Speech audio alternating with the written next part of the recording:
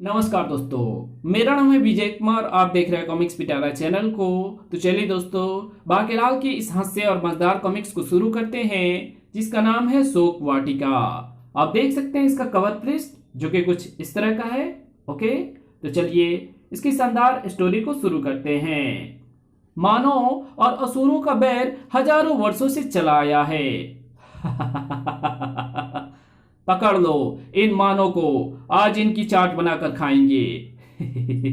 चाट में निचोड़ने के लिए मैंने नींबू भी तोड़ लिए हैं, पर पहले हम तुम्हारी आंखों में संतरे के छिलकों का रस तो निचोड़ दें, जो हम हर वक्त साथ ही रखते हैं। मेरी आंखों में भयानक जलन होने लगी। राक्षसों से भाईचारा बढ़ाने और लड़ाई झगड़ा खत्म करने के लिए राजा विक्रम सिंह ने राक्षसराज दंतकेतु को भेजा शांति प्रस्ताव। मानव की चालाकी के आगे हमारे राक्षसों की एक नहीं चलती। हमें ये शांति प्रस्ताव मंजूर है, क्योंकि इससे हमारे राक्षस संतरे के छिलके के रस से आंखें मसल मसल कर अंधे होने से बच जाएंगे। विशालगढ़ के राजा ने लिखा है कि अगर हमें यह शांति प्रस्ताव मंजूर है तो हम तुरंत आकर विशालगढ़ का आतिथ्य स्वीकार करें। हम आज ही विशालगढ़ की ओर प्रस्थान करेंगे। ये सूचना राजा विक्रम सिंह को पहुंचा दो। जो आज्ञा राक्षसराज। राक्षसराज, राक्षसों, मानव के इस शांति प्रस्ताव की चर्चा कुछ नए अंदाज में होनी चाहिए। यानी मानव राक्षस के वेश में हमसे मिले और हम मानव के रूप में उनसे। वाह, फिर तो और भी मजा आएगा। राय मंत्री रासुका, राक्षस राज का संदेश विशालगढ़ में आ पहुंचा था। हमें भी राक्षसों की ये शर्त मंजूर है। हम राक्षसों के वेश में राक्षसों से मिलेंगे। महाराज, सेनापति को तो वेश बदलने की भी जरूरत नहीं है। अगले दिन ही वो शुभ घड़ी भी आ पहुंची। ये मानव स्त्रियों पर अधिक रिश्ते हैं और उनकी बातें भी मानते हैं, इसलिए मैंने आपको स्त्री वेश में यहाँ आने की राय दी थी। हाँ, इससे हम अपने फायदे की कुछ शर्तें भी मनवा लेंगे। स्वागत है, स्वागत है। लेकिन महाराज ने तो कहा था कि वो खुद आएंगे। उन्होंने अपनी मूछ वाली पत्नी को भेज दिया। और जरा महारानी की चुटिया तो देखो। मैं महारानी नहीं, राक्षस राज हूं। राजा विक्रम सिंह, इस बंदरिया ने मेरा अपमान किया है। इस दासी को तुरंत नौकरी से निकालो, वरना यह शांति समझौता नहीं हो सकता। ये दासी नहीं, मेरी पत्नी है। इतना सुनते ही राक्षस राज दंतकेतु गुस्से से उबल पड़ा। क्या? फिर तो अब यह शांति समझौता नहीं हो सकता। बाकेलाल, बचाओ। सेनापति, रानी जी की चुटिया काट दो, ताकि चुटिया राक्षस राज के हाथ में रह जाए और महारानी जी राक्षस की पकड़ से स्वतंत्र हो जाए। तभी राक्षस राज के मुंह से गाढ़ा काला धुआं निकला। धुआं। फिर जब धुआं छटा तो सभी राक्षस गायब हैं और साथ में हमारी महारानी भी। महाराज, ये देखिए, ये तो महारानी जी की चुटिया है। राक्षस राज ने उसे काट दिया।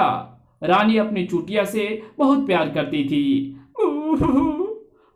देखी हो बाकेलाल, राक्षस राज रानी को जरूर राक्षस लोग ले गया होगा। हाँ महाराज, ये तो बहुत बुरा हुआ। ले जाना ही था तो वो आपको, मेरा मतलब मुझे ले जाता। बाकेलाल, तेरा ही आसरा। मेरी रानी को राक्षसों के पंजों से छुड़ाकर अब तुम ही ला सकते हो। पर महाराज, राक्षस लोक में तो सैकड़ों राक्षस होंगे, उनसे बचकर मैं कैसे? मैं नहीं भाई, मुझे कुछ नहीं पता। बाकेलाल, अगर तुम रानी को 3 दिन के अंदर अंदर लेकर ना आए तो मैं 3 दिन बाद इस चुटिया का फंदा बनाकर फांसी लगाकर आत्महत्या कर लूंगा। वहां से मेरी रानी को अगर कोई छुड़ा कर ला सकता है तो वो सिर्फ मेरा प्यारा पुच्ची वाला बाकेलाल ही है। बोल बाके, बोल, तू रानी को छुड़ा कर लाएगा या नहीं? बाकेलाल, ये हमारी इज्जत का प्रश्न है, तुम्हें जाना ही होगा। बेटे बाकेलाल, अगर तू वहां गया तो राक्षस तुझे भून कर खा जाएंगे और डकार भी नहीं मारेंगे, क्योंकि तुझसे उनका पेट भी नहीं भरेगा। बाके को कपड़े पहनाकर तैयार कर दिया गया और फिर देर मत करो बाकेलाल, देर मत करो, बाकेलाल को उठा लो। अरे ये क्या कर रहे हो? तेरी प्यारी प्यारी चुटिया को किसी की नजर ना लगे। बाकेलाल, राक्षस लोग जाने का मार्ग हमें पता है, हम तुम्हें सीधे वहीं लेकर चल रहे हैं। ये गोलम नदी है जो सीधी राक्षस लोग को जाती है। इसकी विशेषता इसका तेज बहाव है। इसमें नौका चलाने के लिए चप्पू मारने की जरूरत नहीं पड़ती। बाकेलाल को नौका में छोड़ दो। धम नहीं,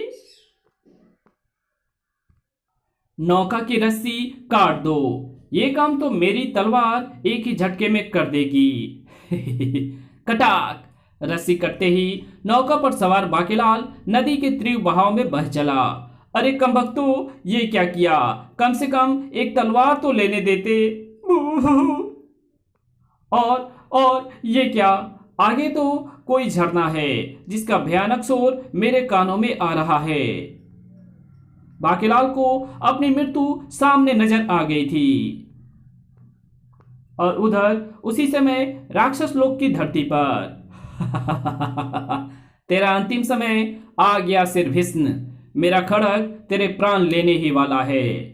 दुष्ट नापाक केतु, मैं तेरे नापाक इरादे कभी सफल नहीं होने दूंगा। अभी तेरी मृत्यु के साथ पता चल जाएगा कि मेरे इरादे सफल होंगे या नहीं। देख, वो गया तेरा खड़ग, टनाक, और ये गया तेरा सिर।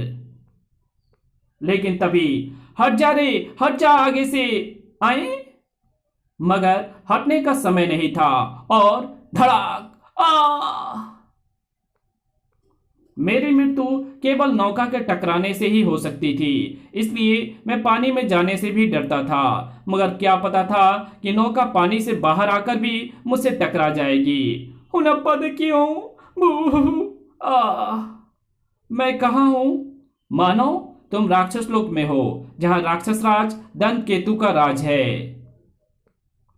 राक्षस लोक? ओह, तो झरने से उछलकर नौका सीधे राक्षस लोक ही आ पहुंची। बेटे बाकेलाल, मारा गया तू तो। ये राक्षस अपने खड़ग से तेरा सिर धड़ से जुदा करने ही वाला है। मानो, क्या नाम है तुम्हारा? बाकेलाल। नाम पता पूछकर सिर काटेगा ताकि मेरा सौ वापस विशालगढ़ पहुंचा सके। बाकेलाल, मेरा नाम सिरभिस्न है। तुमने नापाक केतु से मेरे प्राणों की रक्षा की है। तुम्हारा धन्यवाद। आए, धन्यवाद? ये तो धन्यवाद कर रहा है। मैं खामखा डर रहा था।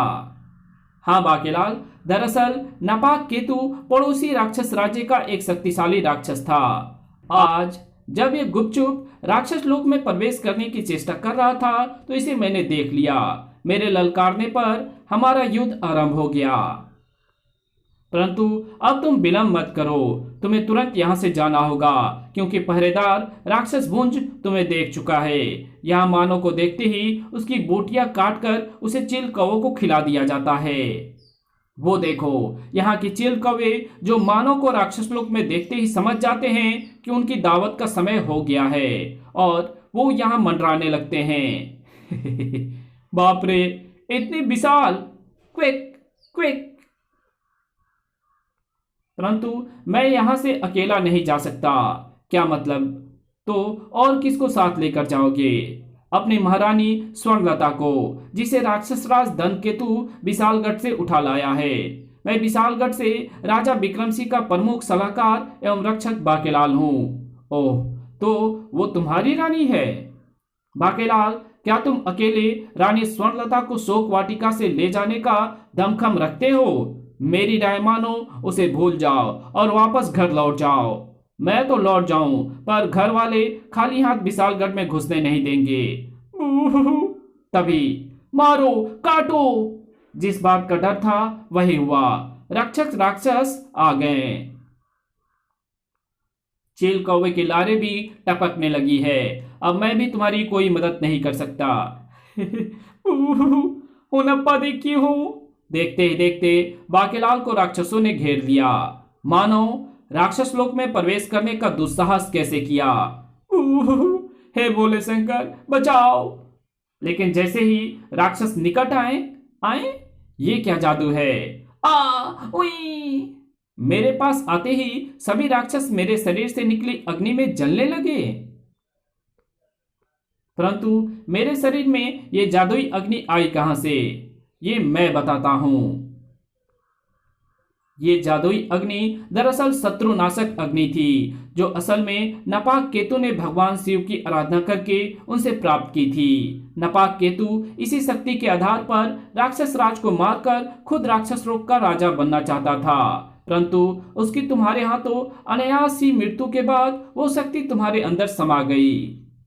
ऐसा इसलिए हुआ क्योंकि नपाक केतु मृत्यु से पूर्व उस शक्ति का प्रयोग नहीं कर पाया और ये शक्ति किसी 100 में नहीं रह सकती थी। ये तो कमाल ही हो गया।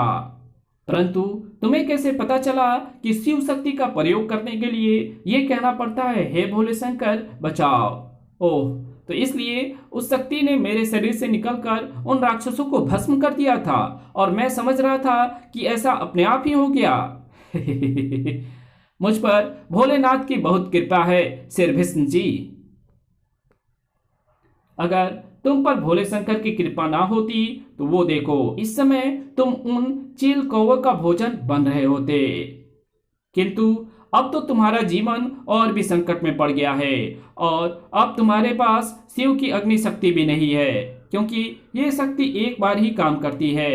अगर तुम फौरन ही यहाँ से ना गए तो मारे जाओगे, क्योंकि अब तुम पर और भी भयानक हमला होगा। मैं रानी जी को लिए बिना नहीं जाऊंगा। मैं तुम्हारा दुख समझता हूँ। राक्षस राज का ये कुकृत्य मुझे भी नापसंद है। तुम नहीं मानते तो फिर इस ओर जाओ, इस ओर ही शोक वाटिका जहाँ तुम्हारी रानी को रखा गया है। और श्रीभीष्म बाकेलाल को जल्दी जल्दी सब कुछ बताता चला गया। फिर तो मैं चला शोक वाटिका। जाओ, ईश्वर तुम्हारी मदद करेगा और मेरे भैया राक्षस राज दंतकेतु को भी स्त्री का हरण करके रखने के पाप से बचाएगा। राक्षस राज दंतकेतु के महल में ही नहीं बल्कि मस्तिष्क में भी इस समाचार से खलबली मच गई। जी हाँ महाराज, मैंने अपनी आंखों से बाकेलाल नाम के उस मानव को पहले नपाक केतु का और फिर हमारे कई राक्षसों का वध करते हुए देखा है। श्रीभीष्म जी ने भी उसे नहीं रोका। उस कमबख्त श्रीभीष्म को तो कोई धर्मात्मा होना चाहिए था। उसे पता है पतालवाणी के अनुसार मेरा अंत किसी तीव्र बुद्धि वाले मानव के ही हाथों लिखा है, फिर भी उसे छोड़ दिया। कहीं यही तो नहीं है वो तीव्र बुद्धि मानव। राक्षस राज, पहले इसी बात का पता लगा लिया जाए कि वो मानव तीव्र बुद्धि है भी या नहीं। ये तो मेरा छोटा भाई पहली सूर ही पता लगा लेगा, पर उसके लिए बाकेलाल को पकड़कर यहां लाना पड़ेगा। भुंज, अपने सैनिकों को लेकर जाओ और उस मानव बाकेलाल को पकड़कर यहां लाओ। जो आज्ञा राक्षस राज। बाकेलाल तेजी के साथ आगे बढ़ते हुए एकाएक ठिठक कर रुक गया। छी, नहीं चाहिए मुझे तुम्हारा मांसाहारी भोजन, इसे मेरी आंखों के आगे से दूर करो। अगर तुम्हें मांसाहार पसंद नहीं है तो मैं तुम्हारे लिए फल तोड़ देती हूँ। बोलो कौन सा फल खाओगी? वो देखो, वो रहा बब्बू खरगोशों का वृक्ष। डरो नहीं, उधर देखो, वो है रसीले हिरनाम के वृक्ष। और वो देखो लजीज मेढे। इस कहानी को यहीं खत्म करते हैं। इसके आगे कहानी पढ़ेंगे इसके पार्ट 2 में। तो मिलते हैं इसके दूसरे पार्ट में, तब तक के लिए बाय। वीडियो अच्छी लगी तो इस वीडियो को लाइक कर देना, चैनल पे नए हो तो चैनल को सब्सक्राइब कर बेल आइकन को जरूर प्रेस कर देना, और जहां इस वीडियो की जरूरत हो वहां इसको शेयर जरूर कर देना। और मेरे दूसरे चैनल डिवाइन टेक्नोलॉजी और टॉप 10 पिटारा को भी जरूर से सब्सक्राइब कर देना। Thanks for watching my videos.